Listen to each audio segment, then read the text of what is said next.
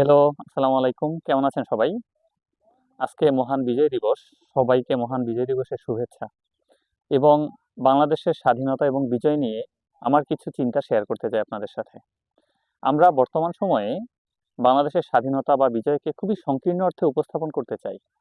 যেই চিন্তাটা আমার কাছে একদমই পছন্দ না।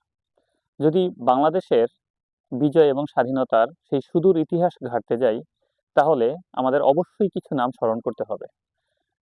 সেই ক্ষেত্রে কিছু নাম চলে আসে। হাজী মোহাম্মদ শরীয়তুল্লাহর ফরায়েজি আন্দোলন, তিতুমীরের বাঁশের কেল্লা, 1857 সালের সিপাহী বিদ্রোহ, ফকির সন্ন্যাসী আন্দোলন, শেরে বাংলার লাহোর প্রস্তাব, মাওলানা ভাসানীর কাকমারি সম্মেলন, হোসেন শহীদ সোহরাওয়ার্দীর গণতন্ত্রের পুনরুদ্ধারের যেই সংগ্রাম, বঙ্গবন্ধুর ৬ দফা, জিয়াউর রহমানের স্বাধীনতার ঘোষণা। আমি মনে করি বাংলাদেশের বিজয় অর্জনের জন্য, স্বাধীনতা অর্জনের জন্য প্রত্যেকটা মানুষের অবদান অনস্বীকার্য। তবে বর্তমান সময়ে আসলে আমরা রাজনৈতিকভাবে বাংলাদেশের স্বাধীনতা এবং বিজয়কে উপস্থাপন করতে চাই। যখন আওয়ামী লীগ ক্ষমতায় ছিল তখন শুধুমাত্র বঙ্গবন্ধুকে এই ক্রেডিটটা দিতে চেয়েছে। যখন আবার বিএনপি ক্ষমতায় থাকে তখন শুধুমাত্র জিয়াউর রহমানকে ক্রেডিটটা দিতে চায়।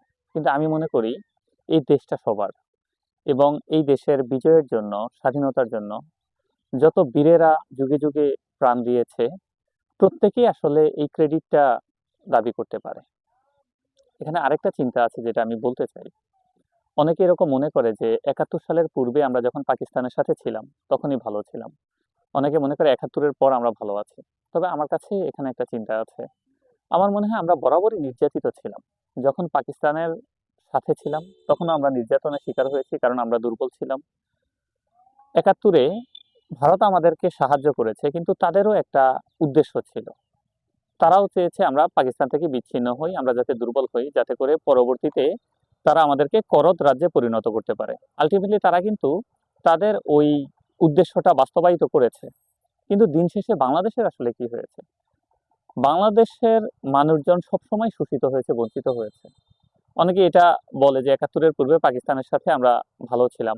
পাকিস্তানপন্থী এরকম অনেক কথাবার্তা শোনা যায়। কিন্তু তারাই কি আমাদের সাথে ভালো আচরণ করেছে? তাদের আচরণও ছিল বিমাতা সুলভ। ১৯৪৭ থেকে ৭১ পর্যন্ত তাদের যেই নিপীড়নের ইতিহাস, তাদের যেই শোষণের ইতিহাস, সেটাও আসলে প্রুফ করে না যে পাকিস্তানের সাথে আমরা ভালো ছিলাম।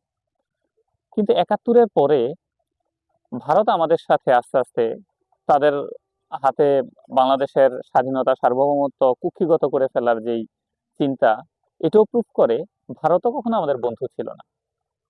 তাই আমার মনে হয় আমাদের যে আজাদির লড়াই সেটা এখনো চলছে। আমরা এখনো পরিপূর্ণ অর্থে স্বাধীনতা বা বিজয় ছিনিয়ে আনতে পারিনি। এখনো বাংলাদেশের মুক্তিকামী মানুষজন লড়ে যাচ্ছে, এবং এই সংগ্রাম হয়তো অবিরাম চলবে।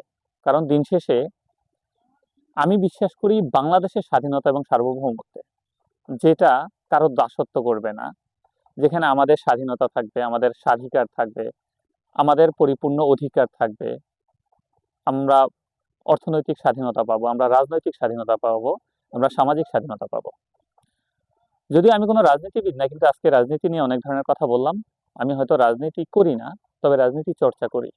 সেই পয়েন্ট অফ ভিউ থেকে বাংলাদেশের স্বাধীন নাগরিক হিসেবে আজকে এই কথাগুলো শেয়ার করলাম। আশা করছি সবাই পজিটিভলি নেবেন। ঠিক আছে, সবাই ভালো থাকেন। Thank you. আল্লাহ হাফেজ।